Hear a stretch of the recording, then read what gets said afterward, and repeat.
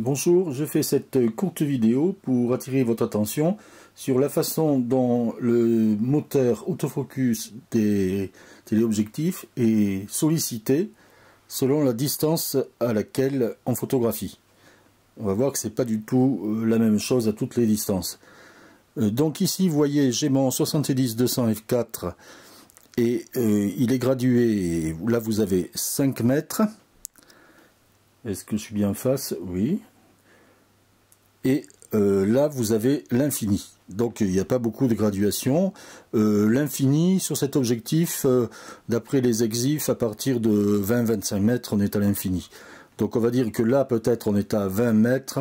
Et là, on est à 10 mètres. Donc, vous voyez, ça bouge très très peu. Et en fait, par exemple, quand je photographie des photos d'équitation, eh bien, même quand je suis très proche de mes sujets, eh bien, je suis à entre 10 et 15 mètres.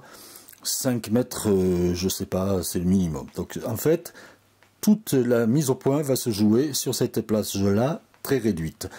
Je pense que quand on photographie d'autres sujets, quand j'ai photographié des courses hippiques, j'étais encore plus loin et je terminais et j'étais encore à 10 ou 15 mètres de mes sujets. Alors peut-être quand on peut être au bord de la piste, d'une piste automobile, on arrive à voir les voitures qui passent à 5 mètres de vous, bon, ben, c'est pas plus près. En revanche, si on photographie des oiseaux, par exemple, des canards, par exemple, un canard qui est assis dans l'eau, qui s'envole et qui vient vers vous. Ça peut arriver, surtout si vous avez derrière quelqu'un qui l'attire avec un morceau de pain. Eh bien, l'oiseau va partir, votre autofocus sera ici. Vous arriverez ensuite dans cette zone et quand il passera au-dessus de votre tête, vous serez à peu près à 1 mètre, il sera même pas 1 mètre, vous serez là. Donc là, il va y avoir une très grande course, un très grand débattement. Alors on va voir ça un peu plus en détail. Donc ici, je suis à 5 mètres, donc je mets mon pouce à la hauteur du repère. Là, voilà. J'essaie de voir la même chose parce qu'il y a un problème de parallaxe. Donc là, je suis à 5 mètres, je passe à 3 mètres. Voilà, mon pouce a bougé de même pas 1 centimètre. 5 mètres, 3 mètres. Bon, maintenant, de 3 mètres, je passe à 2 mètres, donc c'est déjà beaucoup plus près. Et c'est pareil, mon pouce bouge bon, d'un peu plus d'1 centimètre ou à peine 1 centimètre. Je sais pas. Voilà. Et maintenant, regardez, je suis ici, je suis à 2 mètres, je passe à 1 mètre, et là. Donc là, vous voyez, la distance, c'est, je sais pas, mais moi je dirais, ça fait bien 4 ou 5 centimètres. Donc là, vous voyez, pour passer de 2 mètres à 1 mètre, les moteurs, ou le moteur de l'autofocus, va être énormément sollicité.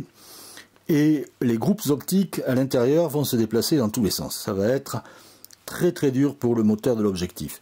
Alors c'est pour ça qu'il est difficile de photographier un canard qui vole, qui s'envole au-dessus de votre tête, parce que vous partez, votre objectif, votre mise au point est à peu près là, et puis il approche, bon jusque là ça va, et puis là il faut que l'objectif accélère à toute allure, parce qu'il est déjà passé à moins d'1 mètre de votre tête.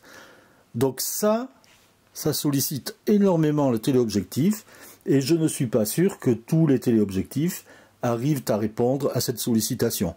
Par exemple, si vous prenez le 51.8 avec lequel je filme actuellement, je suis certain qu'il veut descendre, je crois, à 30 ou 40 cm, mais si comme ça un oiseau passe au-dessus de ma tête, et que j'ai commencé à le photographier quand il était à 3 mètres, eh bien, les moteurs du 50 mm ne sont pas assez puissants pour assurer la rotation nécessaire. Et celui de ce 70 f4, 70-200 f4, qui est un objectif de milieu de gamme, c'est pareil, il ne suivra pas. Il n'y a rien à faire. Là, il y a trop de travail.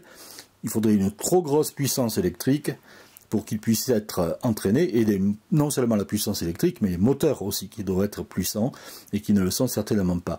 Donc voilà pourquoi, dans certains exercices, on dit « Ah, mais c'est très difficile de photographier quelque chose qui vient vers vous ». En fait, photographier un TGV qui vient vers vous, quand on commence à faire la mise au point à 50 mètres, ça ne pose aucune difficulté, parce que là aussi, vous ne vous trouvez pas à 1 mètre de la locomotive quand elle passe devant vous.